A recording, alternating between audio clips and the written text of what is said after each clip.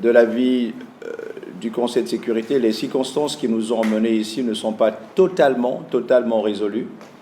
L'élection est un moment, mais l'élection n'est pas tout. Et donc, le Conseil de sécurité va certainement, sur la base de l'examen, de l'analyse de la situation sécuritaire, politique, sociale, humanitaire du pays, va certainement conclure qu'un renouvellement d'une mission comme celle-ci est la meilleure chose à faire pour que nous puissions, avec les nouvelles institutions, avec les nouvelles autorités, pour que nous puissions accomplir notre première mission importante qui est la protection des institutions qui ont émergé du vote des Centrafricains, de ce processus démocratique qui a été initié. Donc la protection des institutions, de l'État, de son autorité dans la mesure du possible, est une mission à laquelle nous allons nous employer dans les prochains mois. La deuxième chose, et là nous avons, je crois, tiré la leçon de l'histoire de ce pays, mais aussi douloureuse d'autres pays, nous avons une responsabilité d'éviter qu'il y ait dans ce pays des crimes de masse. Et donc la protection des populations civiles va demeurer une préoccupation importante de ce mandat. Alors je le dis tout de suite, mais non pas pour me défendre, mais simplement pour exprimer la difficulté de mener cette mission dans un contexte où nous savons que les forces de sécurité intérieure sont encore loin d'avoir atteint leur niveau, disons, optimal, et dans un contexte où on sait qu'il y a encore tant de groupes armés, qu'il y a une prolifération d'armes dans le pays, qu'il y a une insécurité ambiante dans le pays, et qu'il y a des organisations criminelles qui causent encore tant de dégâts et tant de misère aux populations civiles centrafricaines. Donc nous savons que c'est un mandat qui peut paraître quasiment irréaliste quand on se rend compte justement des immenses défis sécuritaires qui confrontent encore votre population. Et le troisième élément est là qui parle en fait des modalités dans lesquelles nous pouvons utiliser la force, parce que souvent on a eu également le débat sur le désarmement avec des attentes de notre mission qui devrait par exemple désarmer de force. Et là, à la classe politique, je peux me permettre de le dire, vous avez une meilleure connaissance non seulement de la pratique, non seulement du droit international, mais aussi de l'expérience des missions de maintien de la paix dans le monde. Et d'ailleurs, dans aucun pays, on a fait du désarmement forcé. Ça n'existe pas. Les États-Unis d'Amérique, la plus grande puissance du monde, 14 millions d'armes qui circulent entre les mains, et ce n'est pas des petites armes, d'armes qui circulent entre les mains de civils américains, c'est leur droit. Eh bien, imaginez-vous seulement que l'État puisse faire un désarmement forcé. Ce n'est pas possible. Le désarmement forcé, ça n'existe pas. Voilà pourquoi il y a une immense responsabilité de faire en sorte que le désarmement, qui est notre vocation, qui est notre mission, s'accompagne d'un processus politique soutenu, dirigé par l'autorité nationale. Et c'est en cela que nous avons accueilli avec beaucoup de satisfaction l'initiative prise par le chef de l'État d'engager un dialogue direct avec les chefs rebelles, avec les groupes armés. Ce n'est qu'un début. Il a fait la bonne chose, il a tendu la main. Il faut absolument que ce dialogue ait lieu, parce que il faut encore le rappeler, au-delà de la question du désarmement, ce qui est en jeu, c'est la renégociation du contrat social centrafricain. Et ça, nous sommes incapables de le faire. Nous ne pourrons pas nous mettre à la place des Centrafricains pour renégocier ce contrat social, ce vivre ensemble. Vivre ensemble dans la diversité, dans une société qui est polarisée, nous le reconnaissons, avec malheureusement l'expérience douloureuse de la fin de l'année 2012 et de 2013, surtout 2013, qui a causé tant de mal à votre société qui n'en a pas encore guéri. Et donc voilà un peu le cas dans lequel va s'engager la MINUSCA dans un contexte qui est extrêmement difficile. Alors, on entend souvent dire, et je veux le relever, est-ce qu'il faut qu'il y ait un tout sécuritaire avant que le pays ne se développe ou ne fasse autre chose? Je me permets de dire, chers amis, chers frères et sœurs, que ce ne sera pas possible.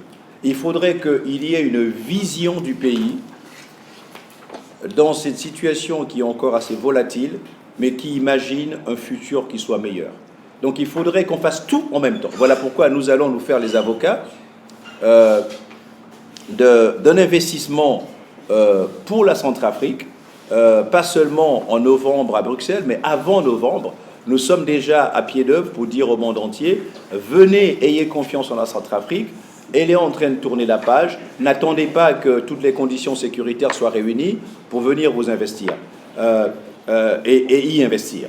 Mais cela ne pourrait avoir de résonance que si les Centrafricains eux-mêmes comprennent que il n'y a pas d'alternative. Il va falloir construire un pays qui a encore des groupes dans un pays qui a encore des groupes armés, comme vous l'avez fait pendant la campagne.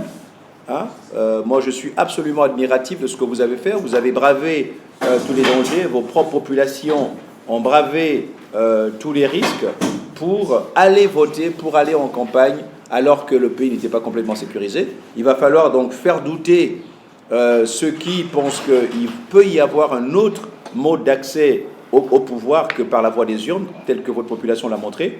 Et donc, c'est cela également le sens de l'appel que nous faisons, parce que tant que les gens ne sentiront pas que leur quotidien est en train de changer, que les enfants vont plus facilement à l'école, qu'ils peuvent se soigner s'ils sont malades, qu'il y a évidemment des opportunités dans le secteur privé, etc., si tout cela ne prend pas racine, eh ben, on va continuer de douter. Et puis ceux qui ont évidemment une envie de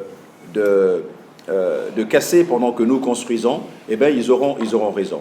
Un dernier élément peut-être par rapport à ça, c'est aussi sur la question de la réconciliation nationale.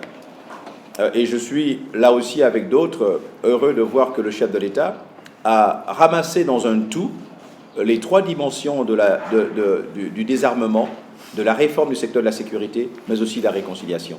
Parce que, in fine, si cet élément-là, celui de la réconciliation, le dernier, n'est pas au cœur de toute la réforme qui va avoir lieu, si dans nos mentalités, dans nos efforts, dans nos approches, nous avons encore cette rancœur et qu'on peut comprendre avec tout ce que le pays a connu, je crois que si cela n'est pas réglé, les chances de bâtir durablement vont être remises en cause. Et voilà un peu, chers amis, les quelques points que j'avais cru devoir évoquer. Encore une fois, non pas pour élaguer vos questions et vos commentaires, mais plutôt pour susciter, je crois, l'échange entre nous.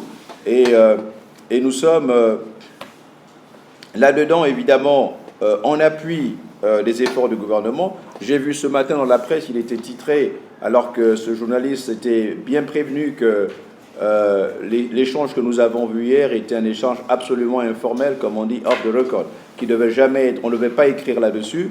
J'ai vu que le journaliste a écrit, mais je peux le réaffirmer. Notre vocation dans le premier pilier que j'ai souligné, qui est l'appui aux institutions, c'est précisément d'éviter que, ou plutôt de faire en sorte que, l'article 25, c'est 25 ou 28, de votre propre constitution soit respecté, à savoir que votre propre constitution s'érige contre les coups d'État, et donc nous n'allons pas permettre, pendant que nous sommes ici, qu'il y ait quelques changements qui ne respectent pas justement le cycle électoral.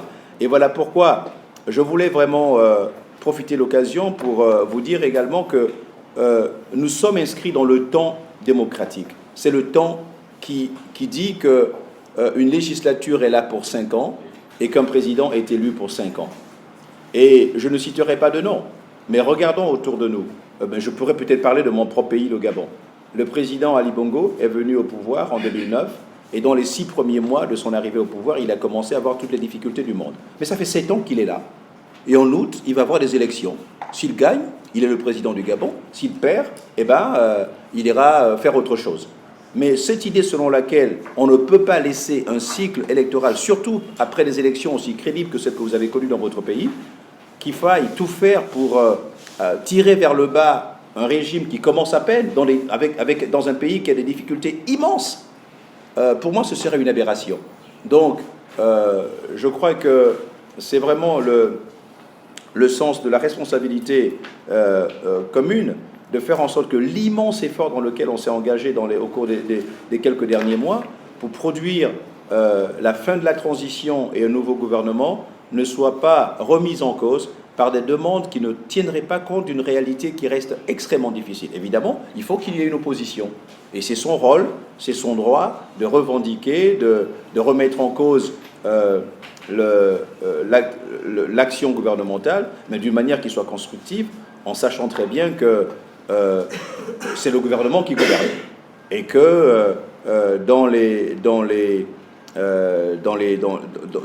cet effort visant à contribuer justement à aider le gouvernement à changer sa manière de faire pour le bien commun, eh ben, c'est un exercice dans lequel on s'est engagé pour les 5 prochaines années, et après on verra comment aller. Je vais finir par dire simplement ceci. Je crois que le pays vient de loin, mais nous sommes encore au milieu du gué. Et je crois que cette période qui commence va être la période la plus difficile. Et donc, très sincèrement, je n'envie pas les autorités gouvernementales. Ça va être la période la plus difficile parce que c'est la période de la consolidation et de la stabilisation. C'est très confus. Ce n'est pas comme organiser une élection. Le gouvernement de transition avait un objectif précis, organiser une élection, après ils sont partis. Mais ceux qui ont pris les choses en main, qui vont devoir désormais bâtir, construire un consensus national, mettre en place des projets qui puissent toucher les populations dans leur diversité, vu le niveau très bas d'où on part, ça va être une tâche colossale. Et donc, ils auront besoin, je crois, de la sollicitude des uns et des autres, de l'exigence, parce que ici, personne n'a droit à l'erreur. Et je suis absolument d'accord avec ceux qui demanderaient qu'il n'y ait absolument pas de place à l'apprentissage.